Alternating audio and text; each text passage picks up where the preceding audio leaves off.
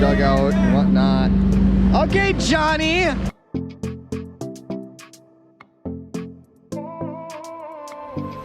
Everyone's wondering where Sam went to. Here's a Sam. Here's a Sam.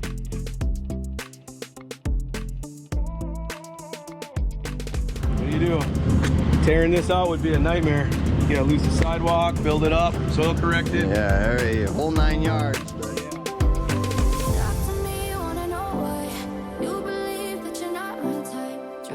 All right, good morning, everybody. We cracked open this yesterday, had some issues and whatnot. We got a footing, but at least this side we can get our rock in to our height, so we're not too worried about this side.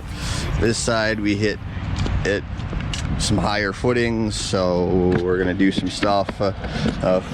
Alex is getting a jackhammer, and we're gonna try and break up some of this. And then we need it for down here for breaking up this concrete wall.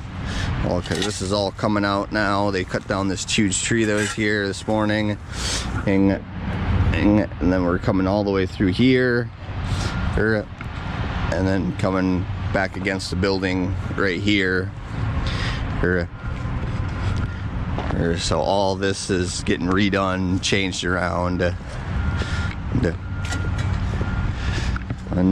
and that's what we're planning on doing today. So, and then hopefully we can get our base in and start getting wall built, hopefully by the end of this week, which I'm hoping. It's Thursday right now, so we're hoping to start getting some stuff in by Friday. Hey, but you all know how certain projects go. It's like you get going, and then boom. All right, so now if you've been following along on this job site, you've seen that we've ran into a lot of unexpected things. That's where the magic word of change orders come in. Now, I first learned about change orders from one of my competitors a long time ago, but not in a good way. Let me explain. Change orders can be a leverage tool, especially on a commercial site. I learned because what my competitor would do is he would underbid every single job. I would look at my numbers because it was an open bid, so you get to see what everybody else is bidding. I would turn my numbers in, which would make logical sense for the project that we're doing, and then I would look at all of the competitors, and he consistently got job after job after job. Now, when I said we were one of the 5 largest contractors in the Midwest, I mean specifically for retaining walls, not for anything else. And so when you know your numbers, you got them dialed in, it starts to make you question what is going on. And I learned pretty quickly that this contractor was actually betting on having change orders. Let me explain. On a commercial site, you have so many moving parts that you bid very specifically to meet a certain amount of criteria on that job.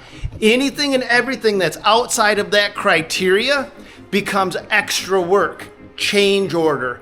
And what this contractor would do is he would gouge the heck out of the main contractors, because he wasn't making any money on the main job. But on the change orders, which are almost inevitable, especially on bigger jobs, he was making a killing, charging extra. So that word change order, at least in commercial construction, is a very lucrative means to an end. The regrettable part is a lot of smaller contractors don't understand what a change order is, and instead of doing a valid change order when one is required, they eat it. Oh, we'll just throw that in. Oh, we'll just throw this in. Oh, we'll just throw that in. And what happens is it's bread and wine. You as the contractor think, hey, you know what? I gave this customer this thing, and it took me 5 hours, and it cost me an extra $200, and I had to run to the store, and the customer doesn't have a clue what you did for them. So you need to validate your work, and don't be afraid to charge what you're worth. I'm not saying do what this other contractor did and price gouge, but what I am saying is stick to your guns. Make sure that you put your bids into a way that clearly defines the limits of your work. I will install retaining wall up to 300 square feet. I will grade out an area up to 20 by 40. That way, if you're going 30 by 50, the customer can understand. You got to put this into a means that the customer can get it. The customer can understand, oh yeah, 20 by 40, you did 30 by 50, and yeah, I have 300 square feet, and now we're going 350 square feet. You don't have to eat these things, because eating all of those little things doesn't seem like a big bite right then and there. It's at the end of the year when that big bite can destroy you. But let's get back into this job, because there's a lot going on, and we're going to show you how we deal with some valid change orders. All right, so we finished getting everything dug out and whatnot. Okay, Johnny. Yeah. Yeah, I know, yeah. All right. There's Sammy. Everyone's wondering where Sam went to. Here's a Sam. Here's a Sam. Alright, we're just having fun at work. But alright, back to seriousness.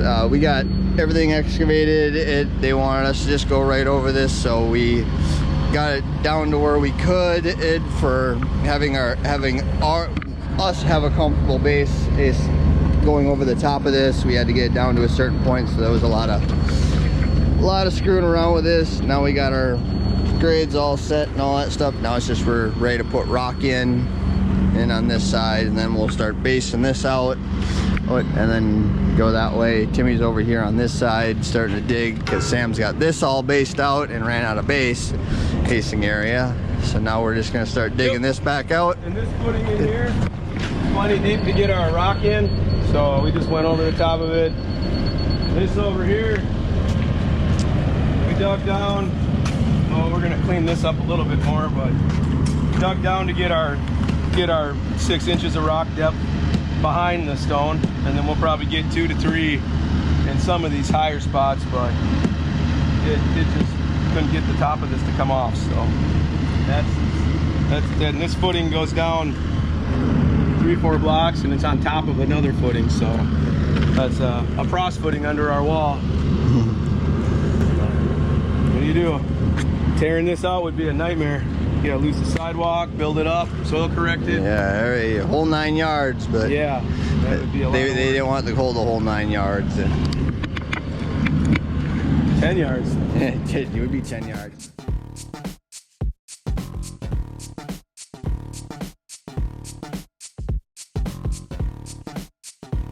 Now, when you're out on a job site, you are the pro. You're the one that the customer is depending on to help make the best decisions. So when something unforeseen comes up, what I've learned to do is to give my customer a couple different options. I don't like to overwhelm them and give them 6, 7, 8 different options, because it just adds into the confusion. You've got to remember that the reason you were hired in the first place is because the customer is depending on you for guidance on their project. But it's not your job to guide their financial decisions.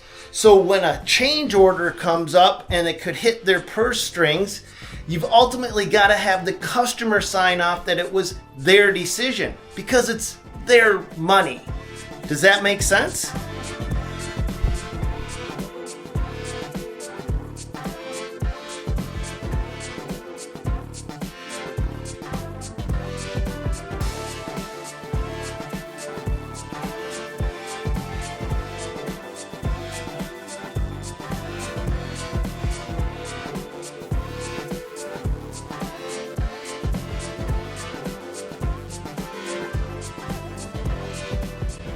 All right, we're wrapped up for the day. Okay, got both of our walls based out quite a bit on either side. And we're just going on both ways. Yeah. But yeah, then we just gotta do this and that, and that's what we got done to the rest of for today. So that's it. This we, the royal we. All right, good morning, everybody. Yeah. Something a little dirty on the lens. So what I like to do when we're working at houses with like kids and stuff, I'll get some crayons and let them like write their name on, you know, back of the block, or draw a picture or on the bottom of the caps or something like that. They got a kindergarten out here, or preschool, something like that. So we talked to a couple of the teachers that run it yesterday and asked them if we left some blocks and a couple of caps out if the kids wanted to draw on them, and we'll put them in the wall or whatever. And they thought that was a great idea. We got a couple boxes of crayons and couple blocks and some caps, and we're gonna leave them back there for them and let them do their little doodles on there, and we'll throw them in the wall up front.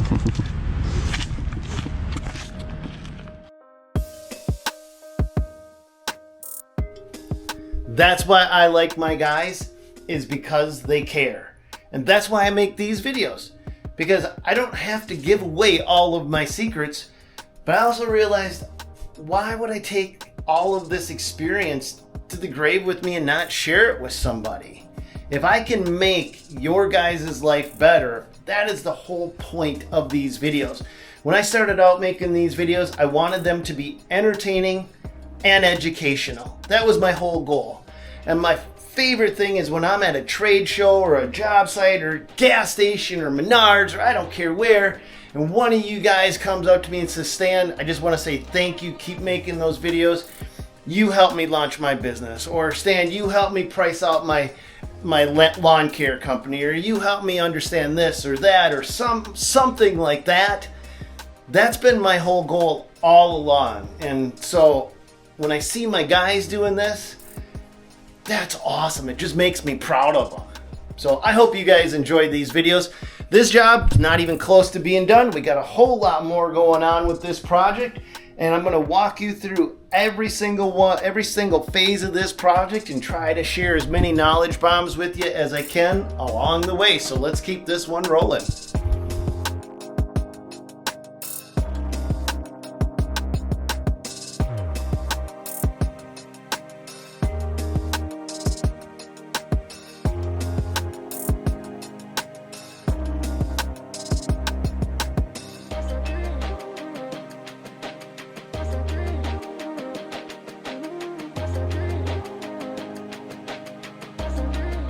So here's an interesting side note. Do you remember that contractor I was telling you about that would lowball them jobs, get his foot in the door, and then make all of his money on change orders? That guy went to jail because not only was he screwing over his general contractors and the people that he was working with, he was also screwing his employees, screwing them over, And what I mean is, he would tell the government that he was paying them prevailing wage when he wasn't. And guess what happened? He got caught. He went to jail for, I think, a year? I think he went to jail for. And then he was not allowed to bid on state-run projects for 2 more years. But then after that time zone was up, bada bing, bada boom, guess who's back on the books, baby? And guess who's winning job after job after job? That guy. I can't make these stories up.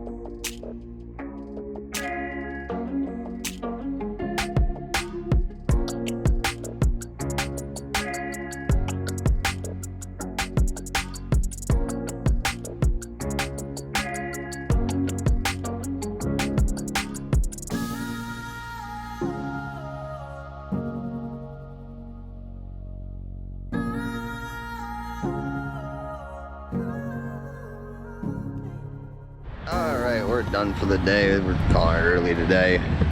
Yeah. Hey, got everything tarped up. All that stuff over there is tarped. We're ready for rain that's supposedly coming this weekend. Well, it was supposed to, and then now it's supposed to just come Monday. So we're not sure what Monday is going to hold, but we got most of our stuff tarped and covered where we're working and where stuff needs to stay dry a little bit. Boys, Heck, all packed up. Now you're ready to go pull some tarps off and do some more? And no, I'm ready to be done. We're done.